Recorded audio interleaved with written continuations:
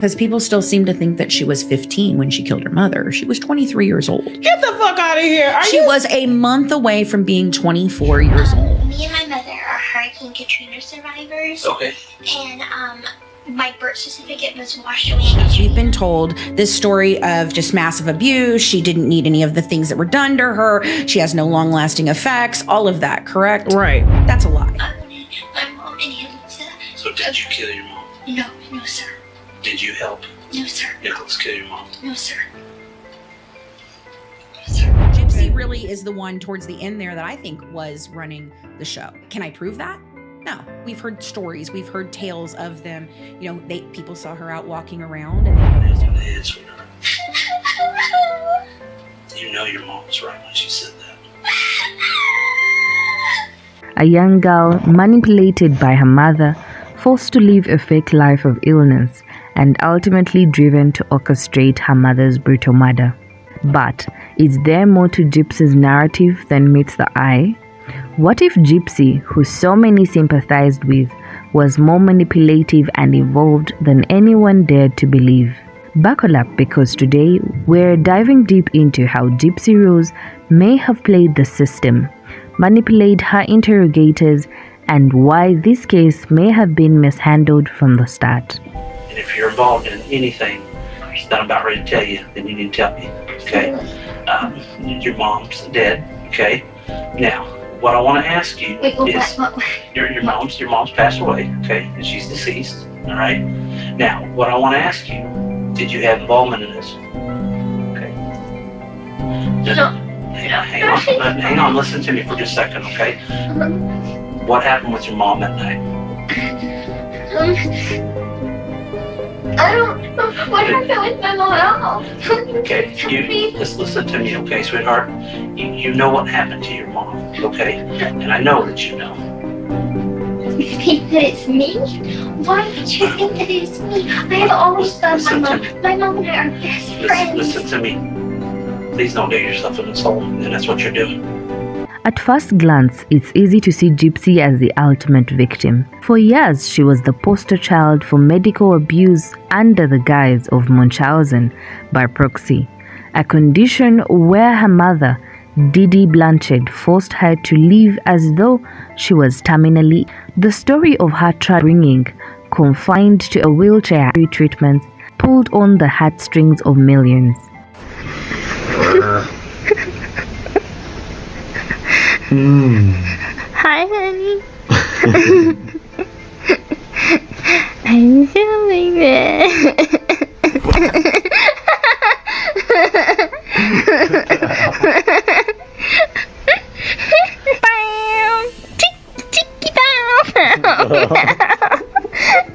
He's eating a brownie. But sympathy can be a powerful tool, and in Gypsy's case, it was one she wielded to perfection.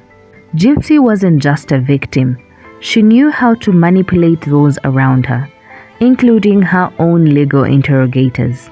As we'll see, her ability to bend the truth and present herself in a particular light raises critical questions about how this case was handled.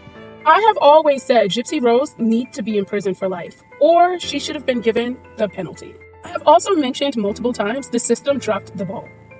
And I'm going to roll this clip and show you guys some proof about how they did drop the ball and why this case needs to be reopened. And they need to recharge her. And double jeopardy, there's always loopholes. I know you guys keep saying that, but I'm telling you there's loopholes. And she can be charged federally because a dual sovereignty case, which like this is, her case started on the internet, communicating with Nicholas Godejohn. She also mailed the unaliving weapon across state lines. That definitely allows the federal government to look at this. In her very first moments with the interrogator, Gypsy plays the role of a confused, sheltered girl. She talks about being a Hurricane Katrina survivor, her birth certificate being washed away, and having to fight through all sorts of bureaucratic errors. She's building a narrative on one she has been the victim, not just of her mother's abuse, but of life's circumstances.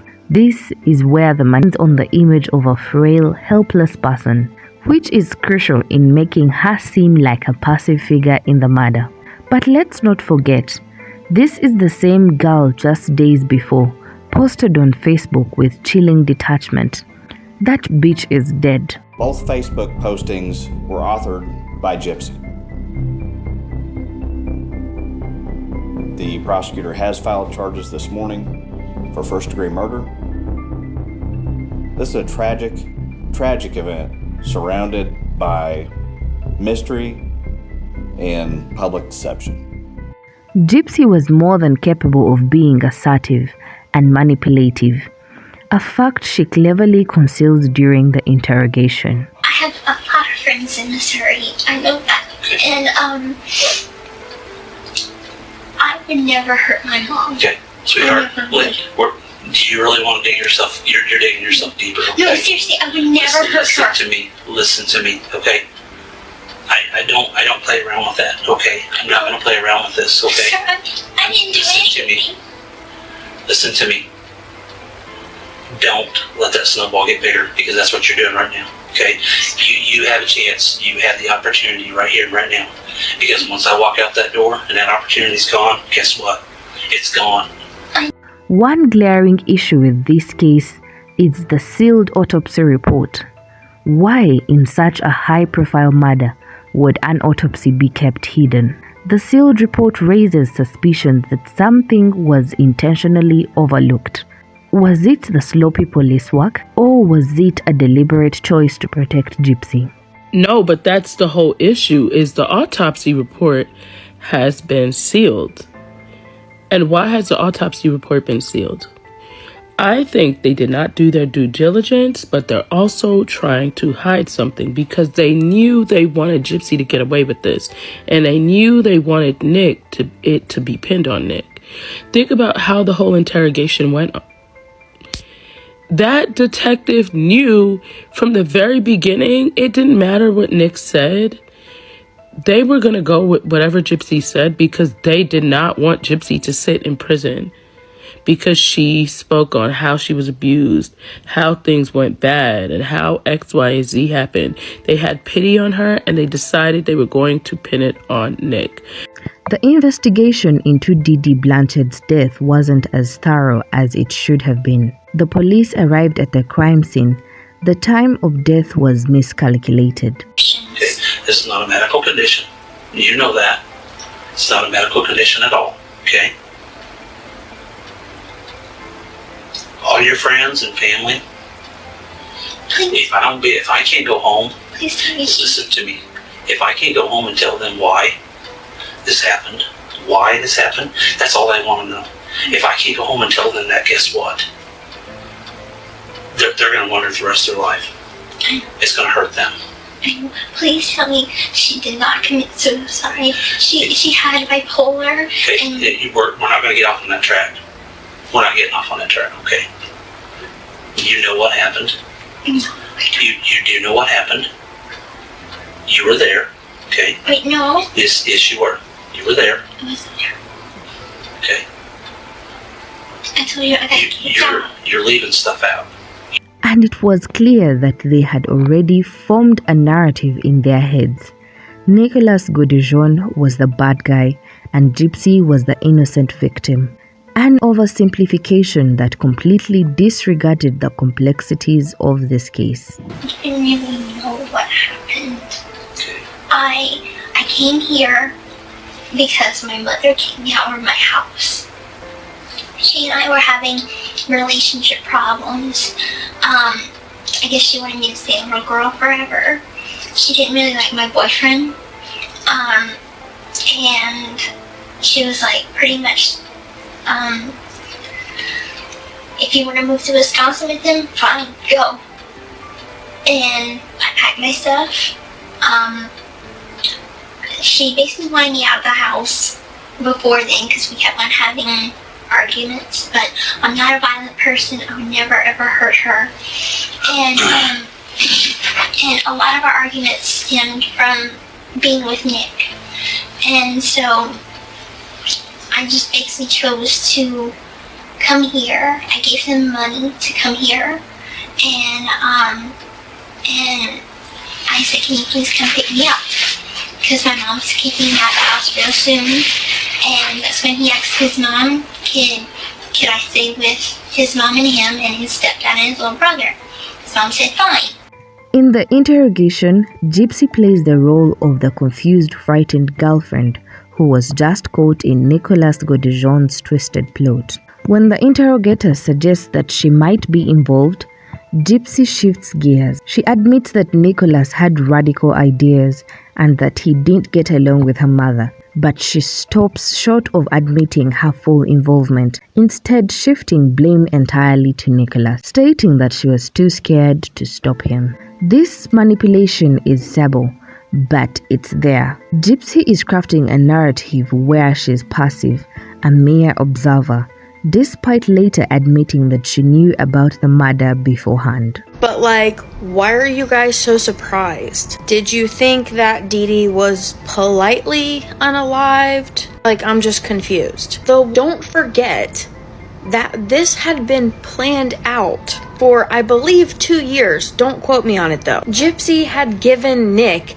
different methods and ways to unalive Dee Dee. They thought of poisoning, pew-pewing, but ultimately went with stabbing. There is just so much that the general public doesn't know because they've watched a few documentaries or The Act. Number one, The Act is not factual, it's a show. And documentaries, their whole job for that documentary is to present their narrative. This half-truth is crucial because it shows that Gypsy knew exactly what was going to happen, but played dumb until she could no longer hide it. I guess I hurt her feelings or something. She said, I'm starting to feel more relaxed.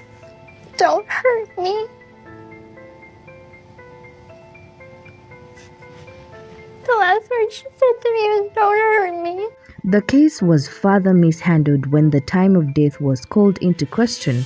According to the report, Dee Dee Blanchard's time of death was recorded at 3:13, but police weren't called until nearly 4. And I think I'm right. I'm going to show you why. If you look here, it says the time of death is 3:13. How would that be possible if the police were called at 3:57? Gypsy, meanwhile, was posting about her pregnancy online and carrying on with her life as if nothing had happened. The inconsistency in the time of death raises a critical question. How could the police have missed such a crucial detail? What's truly concerning is how easily Gypsy controlled the narrative during her interrogation. Instead of pressing her harder when she admitted to knowing about the murder in advance, the interrogator uses metaphors like writing your own story and encourages her to come clean in a way that almost excuses her involvement.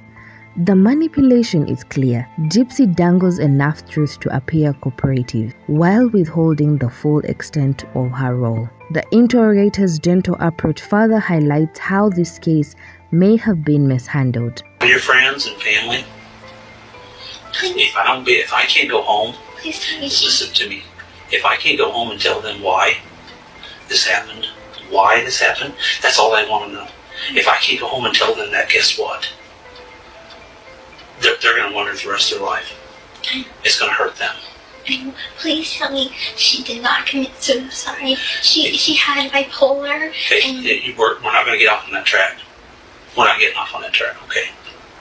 Rather than treating Gypsy as a potential mastermind behind the murder, they fell into the trap of seeing her as the victim she had always portrayed herself to be. This approach could have led to critical evidence being overlooked and underappreciated. By sealing key evidence, such as the autopsy report, authorities may have missed an opportunity to fully understand Dee Dee's death. The sealed report, coupled with the mishandling of the crime scene, as evidenced by the inaccurate time of death, shows a case that wasn't thoroughly investigated. Gypsy's story was never fully scrutinized in a way that could have revealed more about her involvement. Gypsy may have tried to play the innocent victim, but her actions tell another story. Just after Dee Dee's murder, Gypsy posted on Facebook bragging in cold, callous language about what had happened. That bitch is dead. This moment is chilling, especially when you consider how Gypsy tried to spin the narrative during her interrogation. Her Facebook post reveals her dark side, a side that the police seemed to have ignored, likely due to the sympathy Gypsy had garnered from her years of abuse. Both Facebook postings were authored by Gypsy. Toward the end of the interrogation, Gypsy finally admits that she knew Nicholas was going to kill her mother. However, she still frames it as though she was helpless to stop him. She describes how Nicholas believed it was us against the world and wanted to protect her, even if it meant murder. You hated your mom? I did not hate my mom. I did not hate my mom. I loved my mom. And you would have never done this to your mom. He needs to tell you that I honestly have been having horrible, and I didn't want to do it. And he said that he would commit suicide if we didn't. Yeah. Did he tell you that? Yep. Yep.